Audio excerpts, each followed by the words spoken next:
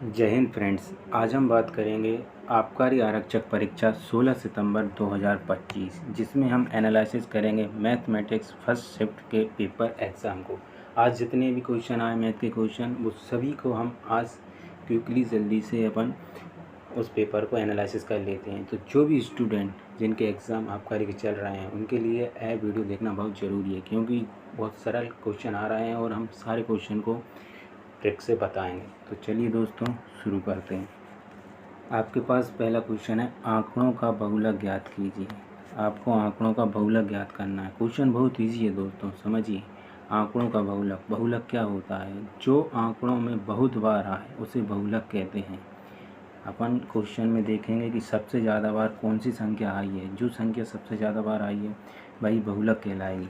तो देखते हैं, पहले अपन 8 को देखते हैं। 8 एक बार आया है, 2 बार आया है, आगे नहीं आया है।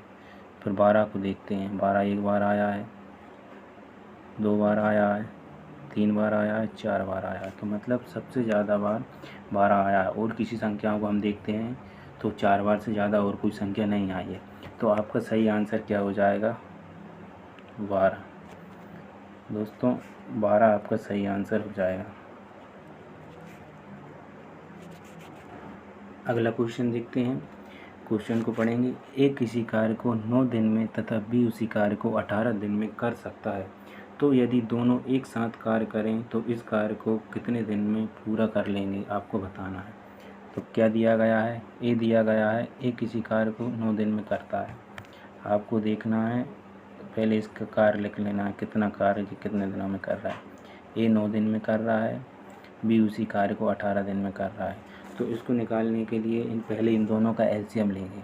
तो इन दोनों का एलसीएम अपन आगे लिख देंगे। 9 दूनी 18, 18 एकम 18, इसका एलसीएम आ जाएगा 18। तो अपन 18 में 9 से भाग करेंगे तो 9 दूनी 18, 2 की क्षमता से कार्य करेगा ए, और बी 1 की क्षमता से कार्य करेगा 18 एकम 18। तो आगे क्या दिया गया है? तो यदि दोनों एक साथ कार्य करें तो कार्य कितने दिनों में पूरा हो जाएगा। तो दोनों की क्षमता कितनी है? 3। अपन क्या निकालना है? दोनों एक साथ कार्य करें, यानी ए प्लस बी दोनों एक साथ कार्य करें। दोनों कितनी क्षमता से कार्य करेंगे? 3 की क्षमता से। और कार्य अपना कितना है? 18 टोटल काम है।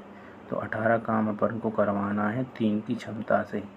इसमें अपन भाग कर देंगे 3 18। तो आपको जो फाइनल आंसर निकल के आ जाएगा 6 इसका सही आंसर हो जाएगा। यदि दोनों ए और बी एक साथ कार्य करते हैं तो इनको सिर्फ 6 दिन लगेंगे और पूरा कार्य कंप्लीट कर लेंगे। चलिए अगला क्वेश्चन देख लेते हैं। किसी वस्तु को 4900 रुपये में बेचने पर 30% की हानि हुई है, तो इसे कितने रुपये में बेचने पर 20% का लाभ हुआ। दोस्तों एक क्वेश्चन लाभ हानि का दिया है। लाभ हानि के क्वेश्चन ज़्यादा आ रहे हैं और 10 के क्वेश्चन भी आ रहे हैं, और रेशियो, 3 टॉपिक बहुत अच्छे से आपको पढ़ लेना है। जितने भी एनालिसिस अभी हुआ है, जो भी देखा है, उसमें इसी सब को क्वेश्चन को रिपीट किया गया है। 4 टॉपिक अच्छे से पढ़ना है। तो चलिए दोस्तों इसको शुरू करते हैं। आपके पास क्वेश्चन क्या है? किसी वस्तु को 4900 रुपये में बेचने पर 30% की हानि हुई। यानी जो वस्तु है वह 4900 रुपये में बेची गई, तो उस पर 30% की हानि हुई। तो हर चीज़ अपने आप में 100% होती है। जो 4900 रुपये है, इस 4900 रुपये में वस्तु बेच दी गई, तो इस पर 30% की हानि हुई। तो वस्तु की प्राइस कितना है? वस्तु कितने में? 70% में। इसकी कीमत कितनी? 70%। और अपन को क्या है, इसका कॉस्ट प्राइस निकालना है। तो यदि 4900 रुपये 70% है तो 100% क्या होगा? इस प्रकार अपन इसका क्रय मूल्य निकाल लेंगे। वस्तु कितने में खरीदी गई थी। एक जीरो से एक जीरो कट जाएगा, 7 से 49 कट जाएगा, 7 7 49। यहाँ एक जीरो यहाँ बढ़ जाएगा, एक जीरो ये बढ़ जाएगा, और ऊपर कितना है? 7000 रुपये। 7000 रुपये क्या आया है? इसकी कॉस्ट प्राइस आई दोस्तों। कॉस्ट प्राइस 7000 रुपये कॉस्ट प्राइस है। इसके बाद क्या पूछा गया? तो इसे कितने रुपए में बेचने पर 20% का लाभ होगा। अपन को देखना है 20% का लाभ कितने रुपए में बेचने पर होगा। 7000 की चीज़ है दोस्तों, अपन ने कोई वस्तु 7000 रुपये में खरीदी। अब हर चीज़ अपने आप में 100% होती है। यदि इस पर 20% का लाभ चाहिए तो इसको अपन 120% निकाल देंगे। इसका अपन 120% निकालेंगे। 120% बटा 100। तो एक जीरो से एक जीरो कट जाएगा, इससे एक कट जाएगा, 12 पंजे 60, 12×4 = 12 7 84। 2 जीरो का 2 जीरो लग जाएगा। तो आपके पास फाइनल आंसर क्या आएगा? 8,400 रुपये। यदि अपन को 7,000 रुपये की जो चीज़ है, कोई वस्तु है, उसको 20% का लाभ अर्जित करने के लिए 8,400 में अपन को बेचना होगा। तो आपको उम्मीद करते हैं क्वेश्चन समझ में आया होगा। चलिए नेक्स्ट क्वेश्चन देखते हैं। अगला क्वेश्चन है 12 क्रमागत सम संख्याओं का औसत 40 है तो सबसे बड़ी संख्या क्या होगी? देखिए दोस्तों, कल के एनालिसिस में भी यही क्वेश्चन पूछा गया था इसी टाइप का, लेकिन क्वेश्चन अलग है। 12 क्रमागत सम संख्याओं का औसत 40 है तो सबसे बड़ी संख्या क्या होगी? कल हमने बताया था इसका लॉजिक, अपन को जितना दिया रहता है औसत सम संख्याओं का, यदि औसत निकालना है तो 40, 12 क्रमागत संख्याओं को निकालना है और सबसे बड़ी संख्या पूछी गई है, तो 12 में से एक कम करेंगे, उसको जोड़ देंगे, प्लस 11 कर देंगे, तो कितना हो जाएगा आपके पास? 51 हो जाएगा। 51 इसका आंसर हो जाएगा। लेकिन आप सोचेंगे क्रमागत सम संख्याएँ हैं तो औसत भी सम आना चाहिए, लेकिन इसमें क्या है, औसत 51 पॉइंट कुछ करके यहाँ आएगा, जो कि आपको ऑप्शन में दिया जाएगा। 51 करके कुछ आएगा। यदि इसकी जगह पर 11 की जगह 12 होता, 11 की जगह यदि 12 होता तो आपका औसत कितना आ जाता? 52। लेकिन क्या पूछा गया? 12 क्रमागत सम संख्याओं का। यदि 13 क्रमागत सम संख्याओं का औसत पूछा होता तो आंसर में अपना सम संख्या जरूर आती। तो देखिए दोस्तों, ऐसा क्यों होता है, अपन देख लेते हैं कि चार संख्याएं दी गई क्रमागत, जैसे 2, 4, 6, 8। अब इन चार संख्याओं का औसत यदि अपन निकालेंगे तो बीच में आना चाहिए। बीच में क्या आएगा अपना? बीच में 4.5 आएगा ना, तो यही औसत रहता है। इस प्रकार से औसत निकलता है। अगला क्वेश्चन देख लेते हैं। क्वेश्चन बहुत अच्छा है। देखिए, 350 का 20% का 40% कितना होगा, आपको याद करना है। इसी टाइप के क्वेश्चन हर शिफ्ट में आ रहे हैं और इसलिए आपको क्वेश्चन अच्छे से कर लेना है। चलिए तो अपन करते हैं। 350 का 20% और इसका 40% निकालना है। तो अपन लिखेंगे 350 अपन ने लिखनी, इसका 20%, 350 का 20%, 20/100 और इसका 40%, 40/100। चलिए सॉल्व करते हैं। 2 जीरो से 2 जीरो चले गए, 1 जीरो से 1 जीरो गया। अब काटेंगे अपन 2 से 5 को काट देंगे, 2 पंजे 10। अब 5 से इसको काट देंगे, 5 7 35। अब अपना क्या बचा? 7 और 4 ऊपर बचा, तो आंसर क्या निकल के आ जाएगा? 7 चौके 28। आपका जो आंसर रहेगा 28 आएगा। 20% और 40% कितना होगा? 28। चलिए अगला क्वेश्चन देख लेते हैं। क्वेश्चन अच्छा है दोस्तों, पर रेशियो का क्वेश्चन आया है और रेशियो इतना अच्छा टॉपिक है कि सारे शिफ्टों में रेशियो के 2 या 3 क्वेश्चन या 1-2 क्वेश्चन तो आ ही रहे हैं और क्वेश्चन बहुत इजी आ रहे हैं, आपको सिर्फ समझने की ज़रूरत है। तो चलिए इस क्वेश्चन को समझते हैं। सीता और गीता की आयु का अनुपात 6:7 है। 12 वर्ष पहले आयु का अनुपात 4:5 था। गीता की वर्तमान आयु क्या है? तो क्वेश्चन को अपन अच्छे से पहले पढ़ेंगे, जब भी अपन क्वेश्चन करना है, फिर इसको लिख लेंगे। क्या दिया है? सीता और गीता की आयु का अनुपात 6:7 था। तो अपन लिख लेते हैं 6:7। ये कितना था? ये वर्तमान है। 6:7 जो है वर्तमान का अनुपात दिया है। और 12 वर्ष पहले आयु का अनुपात 4:5 था। तो 12 वर्ष पहले इनके अनुपात कितना था? 4:5 था। तो चलिए दोस्तों, अब करना कैसे है वो देखते हैं। इनके बीच अपन अंतर देखेंगे। 6 से 4 2 का अंतर है, 7 से 5 2 का अंतर है और 2 का अंतर है अनुपात में किसके कारण आ रहा है? 12 वर्ष पहले की आयु है, 12 वर्ष का अंतर है, इस वजह से 2 का अंतर आ रहा है। तो अपन 1 का मान कैसे निकालेंगे? यदि 2 की वैल्यू 12 है तो 12/2, 2 6 12। तो 1 का मान कितना आ गया? 6। 1 का मान अपने पास 6 आया। और पूछा क्या गया? गीता की वर्तमान आयु क्या है? सीता इस साइड है, जो सीता है इस साइड गीता है, तो गीता की वर्तमान आयु बतानी है। वर्तमान आयु का जो अनुपात है, इसमें हम इसका गुणा कर देंगे। तो 7 42, 7 × 6, 7 42 इसकी वर्तमान आयु है। तो उम्मीद करते हैं दोस्तों आपको क्वेश्चन समझ आया होगा। यदि आपसे पूछा गया होता कि सीता की वर्तमान आयु क्या है, तो अपन 6 में गुणा कर देते 6 का, तो 36 इसकी वर्तमान आयु हो जाती सीता की। अगला क्वेश्चन देख लेते हैं।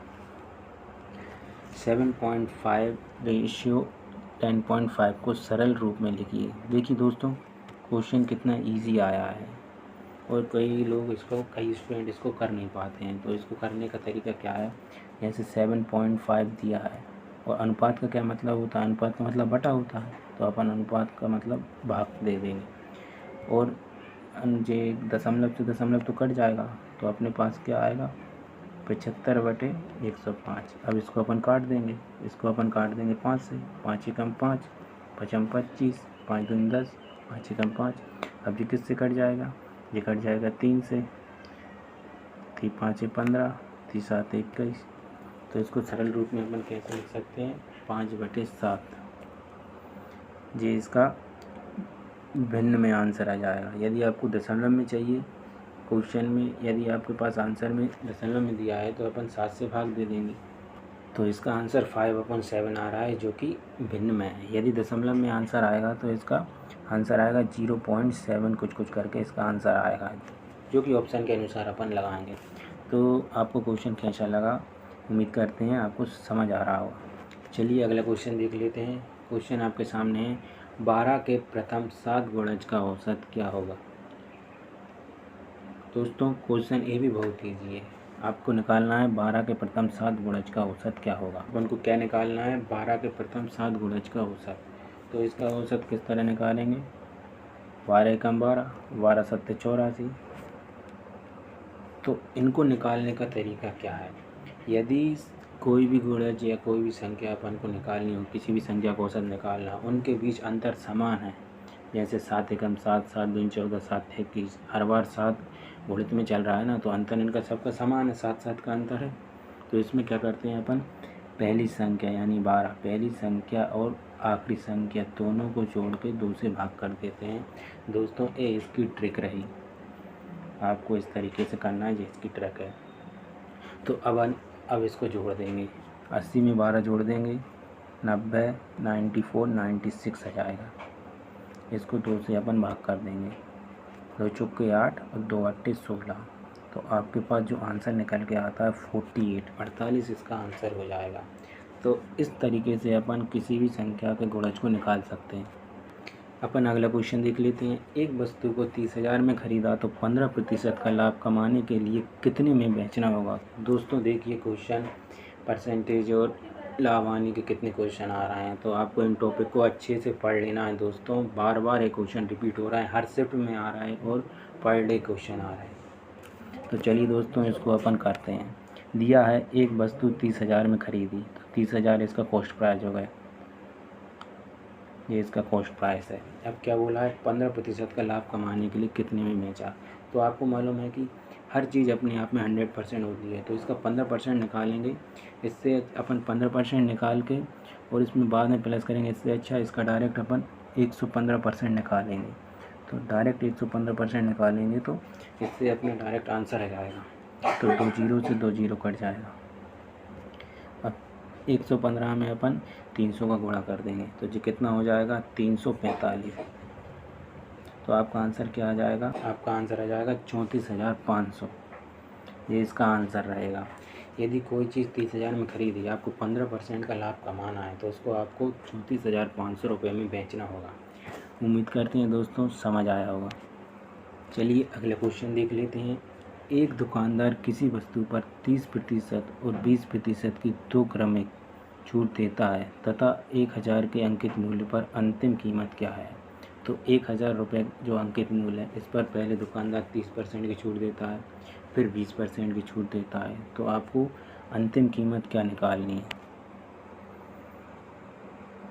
देखिए इसको कैसे करेंगे। 1,000 रुपये अंकित मूल्य है, तो अपन लिख लेंगे 1,000 अंकित मूल्य। अब इस पर क्या 30% की छूट देता है, तो हर चीज़ अपने आप में 100% होती है, इस पर 30% का छूट देंगे तो ये कितनी हो जाएगी, इसकी वैल्यू 70% हो जाएगी। तो इसका 70% निकालेंगे। इसी के साथ 20% की छूट दे रहा है, तो 20% की छूट दी तो इसकी वैल्यू कितनी हो जाएगी 80%। तो इस तरह अपन 80% निकाल लेंगे। तो 2 जीरो से 2 जीरो कट जाएगा, ये 2 जीरो से ये 2 जीरो कट जाएंगे। अब 7 वाली 56 और 10 का गुणा इसमें हो जाएगा, तो 560 रुपये आपका फाइनल आंसर आ जाएगा। तो देखिए दोस्तों, क्वेश्चन कितने इजी हैं और इसी तरीके से मैंने आपको समझा दिया, और इसी टाइप के क्वेश्चन बहुत से पेपर में बन रहे हैं।